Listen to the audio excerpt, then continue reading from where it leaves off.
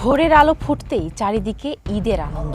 Saudi আরব সহ মধ্যপ্রাচ্যের সাথে মিল রেখে আজ শুক্রবার রাজধানী ঢাকা সহ দেশের অন্তত ২০টি জেলায় উদযাপিত হচ্ছে পবিত্র ঈদ উল ফিতর। দীর্ঘদিনের প্রথা মেনে একদিন আগেই রোজা শেষ করে ঈদগাহে সমাবেত হয়েছেন কয়েক হাজার মুসল্লি।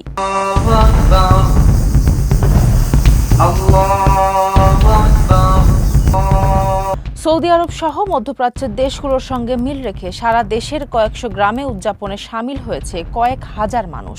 দীর্ঘদিনের ধর্মীয় রীতি অনুযায়ী এসব এলাকার বাসিন্দারা একদিন আগেই রোজা শুরু করেছিলেন এবং আনন্দঘন পরিবেশে ঈদের নামাজও আদায় করছেন। চট্টগ্রাম, চাঁদপুর, মাদারীপুর ও বরিশাল, টাঙ্গাইল, কুড়িগ্রাম, সাতক্ষীরা ও দিনাজপুর সহ দেশের বিভিন্ন প্রান্তে বিচ্ছিন্নভাবে আজ শুক্রবার পালিত হচ্ছে পবিত্র ঈদ উল ফিতর। চট্টগ্রামের প্রায় ৬০টি গ্রামে আজ বইছে ঈদের হাওয়া। সাতকানিয়ার মির্জাখিল দরবার শরীফের অনুসারীরা লোহাগড়া, বাঁশখালী, পটিয়া ও আনোয়ারা সহ বিভিন্ন এলাকায় ঈদের নামাজ আদায় করেছেন।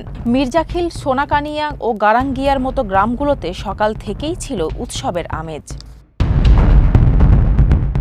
চাঁদপুরের হাজীগঞ্জ, ফরিদগঞ্জ ও মতলব উত্তরের অর্ধশতাধিক গ্রামে ১৯২৮ সাল থেকে চলে আসা সাদরা দরবার শরীফের রীতিতে ঈদ পালন করা হচ্ছে। অন্যদিকে মাদারীপুরের অন্তত ২৫টি গ্রামে আজ ঈদের জামাত অনুষ্ঠিত হয়েছে। শরীয়তপুরের সুরেশ্বর দরবার শরীফের অনুসারীরাও পিছিয়ে নেই এই আনন্দ আয়োজনে। রাজধানীর পান্থপথেও একদর মুসল্লি আজ ঈদ উদযাপন করেছেন। এছাড়া নারায়ণগঞ্জের ফতুল্লায় জাহাঙ্গীরিয়া তরিকার অনুসারীরা বড় জামাতের আয়োজন করেন। ফতুল্লার লামাপাড়া এলাকায় দূর দূরান্ত থেকে আসা মুসল্লিদের উপস্থিতিতে অনুষ্ঠিত হয় ঈদের নামাজ। নামাজ শেষে মোনাজাতে বিশ্ব মুসলিম উম্মাহ ও দেশের সমৃদ্ধি কামনা করা হয়।